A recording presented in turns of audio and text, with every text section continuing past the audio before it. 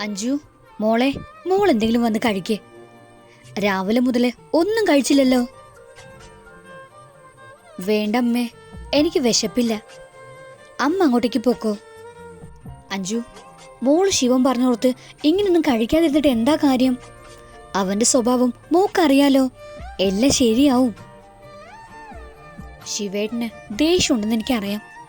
അതുകൊണ്ടാ ഞാൻ അങ്ങോട്ടേക്ക് വരാതിരുന്നത്. പക്ഷേ ശിവേട്ടന് ഞാൻ ഇങ്ങോട്ടേക്ക് വന്നത് ഇഷ്ടമായില്ലെന്ന് മനസ്സിലായി. ശിവേട്ടൻ പറഞ്ഞത് എല്ലാം ശരിയാണ്. ഒരിക്കൽ പോലും ഞാൻ ശിവേട്ടനെ വിളിച്ചില്ല. എന്റെ തീരുമാനം എന്താണെന്ന് അറിയിച്ചില്ല. എല്ലാം ഞാൻ സമ്മതിക്കുന്നു.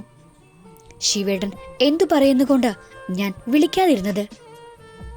പക്ഷെ ഞാൻ ഇങ്ങോട്ടേക്ക് വന്നത് ശരിയായില്ല. ശിവേട്ടന് ഇഷ്ടമല്ലാതെ ഞാൻ ഇവിടെ നിൽക്കുന്നത് ശരിയല്ല. അമ്മേ, ഞാൻ പോവാ. പോവാനോ? എങ്ങോട്ട്? അവൻ അങ്ങനെ പറഞ്ഞെന്ന് വെച്ച് മോൾ ഈ രാത്രി? വേണ്ട അഞ്ജു, ഞാൻ അവനോട് സംസാരിക്കാം. വേണ്ടമ്മേ, ഞാൻ പോവാ. എന്നെ തടയരുത്. ഞാൻ പോവാ. അതും പറഞ്ഞ് അഞ്ജു ബാഗ് എടുത്ത് പോവാനിറങ്ങി. മോളെ അഞ്ജു, അമ്മ പറയുന്നൊന്ന് കേക്ക്. മോള് പോവല്ലേ? സാവിത്രി എത്ര പറഞ്ഞിട്ടും അതൊന്നും കേൾക്കാതെ അഞ്ജലി പുറത്തേക്കിറങ്ങി. നീ നിക്കടി അവിടെ. പെട്ടെന്നുള്ള ശിവയുടെ ശബ്ദം കേട്ട് അഞ്ജു നിശ്ചലമായി നിന്നു. നീ എങ്ങോട്ടേക്ക് പോന്നേ? ശിവന്റെ ചോദ്യം കേട്ട് അഞ്ജു ഒന്നും മിണ്ടിയില്ല. നിന്നോട് ചോദിച്ച കേട്ടില്ലേ, ഈ രാത്രി എങ്ങോട്ടാ പോകുന്നെന്ന്?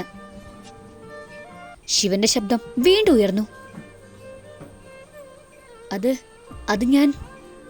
അഞ്ജു എന്തു പറയണമെന്നറിയാതെ നിന്ന് പരിങ്ങി. അമ്മേ, ഇവളോട് അകത്തേക്ക് കയറി പോവാൻ പറ. അഞ്ജു കേൾക്കെ ശിവൻ സാവിത്രിയോട് പറഞ്ഞു. അമ്മേ, ഞാൻ പോവാ. ഞാൻ ആർക്കും അധികപ്പറ്റായിട്ട് ഇവിടെ നിൽക്കുന്നില്ല. കഴുത്തിന് പിടിച്ച് പുറത്താക്കുന്നതിന് നല്ലത് ഞാൻ പോകുന്നതാ. അതെ, നിങ്ങൾക്ക് എന്തെങ്കിലും പറയാനുണ്ടെങ്കിൽ അത് നേരെ പറഞ്ഞാ മതി. അതിലേക്ക് വെറുതെ എന്നെ വലിച്ചിടണ്ട. നിന്റെ ഭാര്യയില്ലേ നിനക്ക് വേണമെങ്കിൽ വിളിച്ചോണ്ട് അകത്തേക്ക് കയറ്. അതും പറഞ്ഞ് സാവിത്രി അകത്തേക്ക് പോയി. ശിവൻ പറഞ്ഞത് കേൾക്കാൻ നിൽക്കുന്ന അഞ്ജു പോകാനായി കാലുകൾ മുന്നോട്ട് വെച്ചു. ശിവൻ പെട്ടെന്ന് അവളുടെ കൈകളിൽ കയറി പിടിച്ചു. അഞ്ജു ഒരുപാട് ശ്രമിച്ചെങ്കിലും ശിവന്റെ പിടിയിൽ നിന്നും കൈവിടിക്കാൻ ആയില്ല അവക്ക്. അവൻ അവളുടെ കൈ പിടിച്ചു വലിച്ച് അകത്തേക്ക് കൊണ്ടുപോയി. അമ്മേ, അമ്മേ, ആ വാതിലടച്ചേക്ക്. ഇവിടെ ഒരെണ്ണത്തിന് ഭ്രാന്തിളകി നിൽക്കുവാ. എപ്പോഴാ വട്ടിളകി പോകുന്നെന്ന് പറയാൻ പറ്റില്ല. ശിവൻ പറഞ്ഞത് കേട്ട് അവനൊന്ന് തുറപ്പിച്ചു നോക്കിയിട്ട് അഞ്ജു മുറിയിലേക്ക് പോയി. ശിവ, മതിയടാ മതി, ഇത്രയൊന്നും വേണ്ട. അകത്തു നിന്നും സാവിത്രി പറഞ്ഞു. ശിവ, നീ പോയി കൈ കഴുകിയിട്ട് വാ, ഭക്ഷണം എടുത്തു വെക്കാം. അല്ല, അഞ്ജു എവിടെ? രാവിലെ വന്നിട്ട് ഈ നേരായിട്ടൊരു തുള്ളി വെള്ളം പോലും കുടിച്ചിട്ടില്ല. അമ്മ എന്തത് നേരത്തെ പറയാതിരുന്നേ? അതുകൊള്ളാം. എന്തേലും പറയാൻ വന്നാ നീ കേക്കണ്ടേ? നീ വന്നിട്ട് കഴിച്ചോളാന്നാ പറഞ്ഞേ. നിന്റെ സംസാരം കേട്ടപ്പോ അവളുടെ വയറ് നിറഞ്ഞു കാണും. ശിവ, നീ പോയി വിളിച്ചിട്ട് വാ. ഞാൻ വിളിച്ചിട്ട് കാര്യമില്ല, അവള് വരില്ല. അതൊന്നും വേണ്ട, അവക്ക് വിശക്കുമ്പോ വന്ന് കഴിച്ചോളും. അമ്മ വന്നിട്ട് കഴിക്കാൻ നോക്ക്. പിന്നെ തമ്പുരാട്ടിയെ താലപ്പൂലി അടിച്ചെന്ന് ആനയിച്ച് വിളിക്കാം. വേറെ പണിയൊന്നും ഇല്ലല്ലോ. ശിവ, നീ ചെന്ന് വിളിക്കുന്നുണ്ടോ? ഇല്ലെങ്കിൽ ഞാനൊന്നും കഴിക്കില്ല. അമ്മ, ഇതെന്ത് കഷ്ടമാട്ടോ. ഞാൻ പോയി വിളിക്കാം. ഇനി അതിന്റെ പേരിൽ അമ്മ പട്ടിണി കിടക്കണ്ട. അതും പറഞ്ഞ് ശിവൻ എഴുന്നേറ്റ് അഞ്ജുവിന്റെ മുറിയിലേക്ക് പോയി. നീ എന്താ ഇവിടെ നിരാഹാരം കിടക്കാൻ വന്നാണോ? മര്യാദയ്ക്കൊന്ന് ഭക്ഷണം കഴിക്കാൻ നോക്ക്. എനിക്ക് വേണ്ട, എനിക്ക് വിശപ്പില്ല. നീ എന്താ വല്ല കരിങ്കല്ലും വിഴുങ്ങിയോ? അഞ്ജു, നിന്നോട് എഴുന്നേറ്റ് വരാൻ പറഞ്ഞത്. ഇനിയും ചെന്നില്ലെങ്കിൽ കടുവയുടെ പഴയ സ്വഭാവം പുറത്തെടുത്താലോ എന്ന് കരുതി ഞാൻ എഴുന്നേറ്റ് ചെന്നു. ഭക്ഷണം കഴിക്കാൻ ഇരുന്നപ്പോഴും ശിവേട്ടൻ ഇടയ്ക്കിടെ ഓളി കണ്ടിട്ട് നോക്കുന്നുണ്ട്. ഞാനത് കാണാത്ത പോലെ ഇരുന്നു. ഭക്ഷണം കഴിച്ചു കഴിഞ്ഞ് ഞാൻ മുറിയിലേക്ക് പോയി. ചേച്ചി, ചേച്ചി ഇവിടെയാണോ കിടക്കുന്നേ? ഏട്ടന്റെ മുറിയിലേക്ക് പൊക്കൂടെ? വേണ്ടനു, ഞാൻ ഇവിടെ കിടന്നോളാം. ആ മുറിയിലേക്ക് ചെന്നിട്ട് വേണം ഇനി അതിന്റെ പേരിൽ വഴക്കിടാൻ. അനു പോയി കിടന്നോ? ചേച്ചി അത് സാരമില്ല അനു, മോള് പോയി കിടന്നോ. നാളെ ക്ലാസ് ഉള്ളതല്ലേ, എനിക്ക് നാളെ ഓഫീസിൽ പോകണം. മോള് ചെല്ലേ, പോയി കിടന്നോ. അനു പോയതും ലൈറ്റ് ഓഫ് ചെയ്ത് ഉറങ്ങാൻ കിടന്നു. ഇടയ്ക്കെപ്പോഴോ കണ്ണു തുറന്നപ്പോ എൻ്റെ അടുത്ത് കിടക്കുന്ന ശിവേട്ടനെ കണ്ടത്. ഞാൻ വേഗം തന്നെ എഴുന്നേക്കാൻ ശ്രമിച്ചു. അപ്പോഴാ എന്നെ ചുറ്റിപ്പിടിച്ച് കിടക്കുന്ന ശിവേട്ടന്റെ കൈകളെ കണ്ടത്. ശിവേട്ടന്റെ കൈ മാറ്റാൻ ശ്രമിക്കും തോറും അത് ഒന്നുകൂടി മുറുക്കി. എന്താടി, നിനക്ക് ഉറക്കമൊന്നുമില്ലേ? ആ ചോദ്യം കേട്ടപ്പോഴാ ശിവേട്ടൻ ഉറങ്ങിയിട്ടില്ല എന്നെനിക്ക് മനസ്സിലായത്. ശിവേട്ടൻ എന്താ ഇവിടെ വന്ന് കിടന്നേ? ഉള്ളിലുള്ള ഭയം പുറത്ത് കാട്ടാതെ ഞാൻ എങ്ങനെയോ ചോദിച്ചു. അതുകൊള്ളാം, എന്ത് ചോദ്യം അഞ്ജു? ഞാൻ പിന്നെ നിന്റെ കൂടെ അല്ലാതെ വേറെ എവിടെ കിടക്കാനാ? നീ എന്തായാലും എന്റെ മുറിയിലേക്ക് വന്നില്ല, അപ്പൊ പിന്നെ ഞാൻ ഇങ്ങോട്ടേക്ക് വരാന്ന് വെച്ചു. എന്റെ ഭാര്യയെ അങ്ങനെ ഒറ്റയ്ക്ക് കിടത്തണ്ട, അതുകൊണ്ടാ ഞാൻ ഇങ്ങോട്ടേക്ക് വന്നത്. എന്റെ അഞ്ജു കുട്ടി തൽക്കാലം കിടന്നുറങ്ങാൻ നോക്ക്. ശിവേട്ട, അത് പിന്നെ ഈ കൈയൊന്ന് മാറ്റൂ. അതെന്താ, നിനക്ക് ഞാൻ കെട്ടിപ്പിടിച്ചെടുക്കുന്നോണ്ട് എന്തെങ്കിലും പ്രശ്നമുണ്ടോ? മിണ്ടാണ്ട കിടന്നുറങ്ങാൻ നോക്ക്. ശിവേട്ട, അത് പിന്നെ ഞാൻ എന്തെങ്കിലും പറയും മുമ്പേ ശിവേട്ടന്റെ അതിരങ്ങൾ എന്റെ ചുണ്ടുകളെ സ്വന്തമാക്കി കഴിഞ്ഞിരുന്നു. ഞാൻ പെട്ടെന്ന് ശിവേട്ടനെ തള്ളി മാറ്റി കട്ടിലിൽ നിന്നും ചാടി എഴുന്നേറ്റു. അപ്പോഴാ എനിക്ക് മനസ്സിലായത് ഞാൻ കണ്ടത് സ്വപ്നമായിരുന്നു എന്ന്. ക്ലോക്കിലേക്ക് നോക്കിയപ്പോ സമയം 3 മണി. വെളുപ്പാങ്കാലത്ത് കാണുന്ന സ്വപ്നം ഫലിക്കുമെന്നാണല്ലോ. പിന്നെ കിടന്നിട്ടും എനിക്ക് ഉറക്കം വന്നില്ല. എങ്ങനെയൊക്കെയോ നേരം വെളുപ്പിച്ചു. രാവിലെ തന്നെ കുളിച്ച് അടുക്കളയിലേക്ക് ചെന്നു. അമ്മ കാരയുടെ നല്ല പണിയില്ല. അമ്മയെ സഹായിക്കാനും ഞാനും ഒപ്പം കൂടി. അനു എഴുന്നേറ്റിട്ടില്ല. ഇനി അമ്മയുടെ വക 2 തല്ലുകൊണ്ടല്ലേ പെണ്ണെണീക്കൂ. ആ മോളെ, ശിവ എഴുന്നേറ്റ് കാണും, നീ ചായ ഒന്ന് കൊണ്ടുപോയി കൊടുക്ക്. അയ്യോ, ഞാനെങ്ങൂല്ല. അമ്മയുടെ പുന്നാര മോന് അമ്മ തന്നെ കൊണ്ടുകൊടുത്താ മതി. ഇനി രാവിലെ തന്നെ എന്നെ കണ്ടിട്ട് വേണം അതും പറഞ്ഞ് എന്റെ മേക്കിട്ട് കയറാൻ. അഞ്ജു, മോളെങ്കിലും അമ്മ പറഞ്ഞൊന്ന് കേക്ക്. നിങ്ങൾ രണ്ടാളും ഇങ്ങനെ വാശി കാണിച്ചോണ്ടിരുന്ന ഇതെങ്ങും എത്തില്ല. അവനോട് പറഞ്ഞിട്ട് കാര്യമില്ല. മോളെ, നീ അമ്മ പറഞ്ഞ ഒന്ന് അനുസരിക്കേ.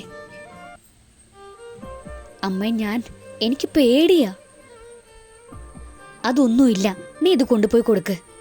അവൻ എന്തെങ്കിലും പറഞ്ഞാ എന്നോട് പറഞ്ഞാ മതി. അമ്മ തന്ന ധൈര്യത്തിൽ ഞാൻ ശിവേട്ട മുറി ലക്ഷ്യമാക്കി നടന്നു. മുറിയുടെ മുന്നിലെത്തിയപ്പോ തന്നെ ഞാൻ ആദ്യമൊന്നും മടിച്ചു. പിന്നെ വരുന്നത് വരട്ടെ എന്ന് കരുതി ഡോർ തുറന്ന് അകത്തേക്ക് കയറി. എനിക്ക് ചെറിയൊരു പേടി ഉണ്ടായിരുന്നു. ഇന്നലെ സ്വപ്നം കണ്ടതുപോലെ എന്തെങ്കിലും. ഞാൻ ആ മുറിയിൽ ശിവേട്ടനെ കണ്ടില്ല. വേഗം തന്നെ തിരിച്ചു നടന്നു.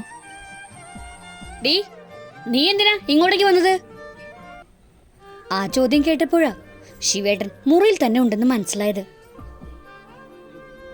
അത് ചായ. നീ എന്തിനാ ചായയുമായി വന്നത്? അമ്മ എവിടെ?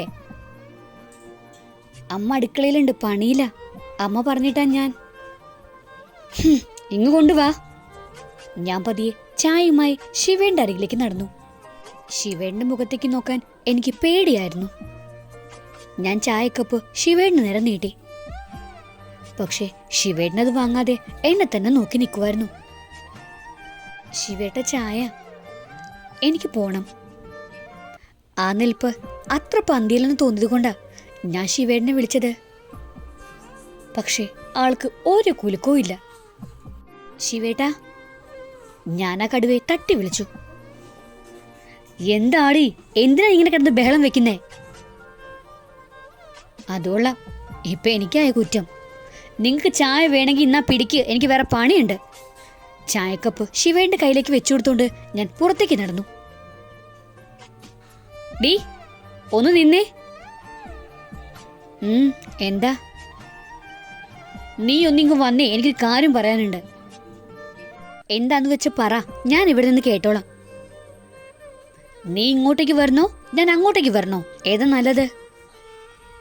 ശിവേട്ടൻ്റെ ആ ചോദ്യത്തില് എന്തോ ഒരു പന്തികേട് തോന്നിയത് കൊണ്ടാ ഞാൻ ശിവേട്ടൻ്റെ അടുത്തേക്ക് ചെന്നു. എന്താ, വേഗം പറ, എനിക്ക് പോണം.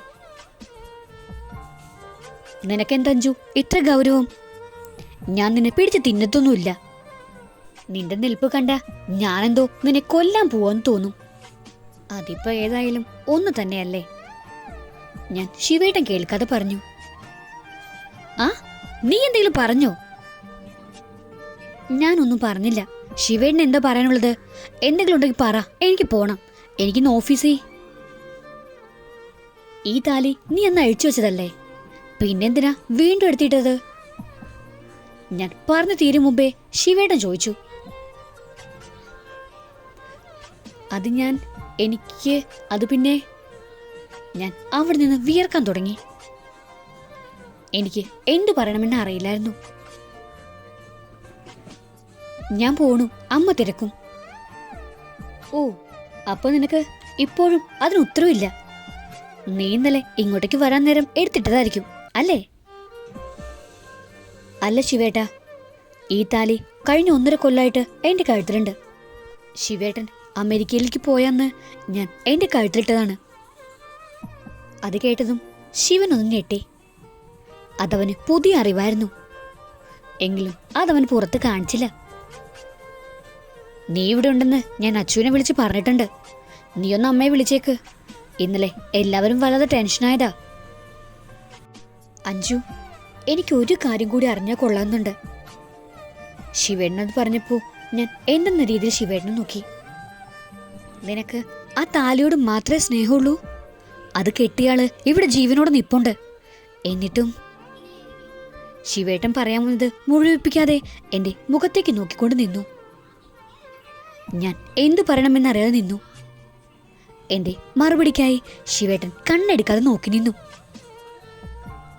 ചേച്ചി, ചേച്ചി! അനു പെട്ടെന്ന് കയറി വന്നപ്പോ ശിവേട്ടൻ നോട്ടം പിൻവലിച്ചു. ഏട്ടന് ചായ കൊടുക്കാൻ വന്നിട്ട് എത്ര നേരായി? ചേച്ചിക്ക് ഓഫീസിൽ പോണെന്ന് പറഞ്ഞിട്ട് വേഗം റെഡിയാവാൻ നോക്ക്, വാ. അതും പറഞ്ഞ് അനുവിനെ വലിച്ചുകൊണ്ട് പോയി. ഞാൻ തിരിഞ്ഞു നോക്കിയപ്പോ എന്നെ നിരാശയോടെ നോക്കി നിൽക്കുന്ന ശിവേട്ടനെ കണ്ടപ്പോ എന്റെ ഉള്ളൊന്ന് പിടച്ചു. ഈ ലവ് സ്റ്റോറിയുടെ ബാക്കി കേൾക്കാൻ നിങ്ങൾക്ക് താല്പര്യമുണ്ടെങ്കിൽ സബ്സ്ക്രൈബ് ചെയ്ത് സപ്പോർട്ട് ചെയ്യുക. കൂടുതൽ തന്നെ ബെല്ലൈക്കണും പ്രസ് ചെയ്യാൻ മറക്കരുത്. Thank you.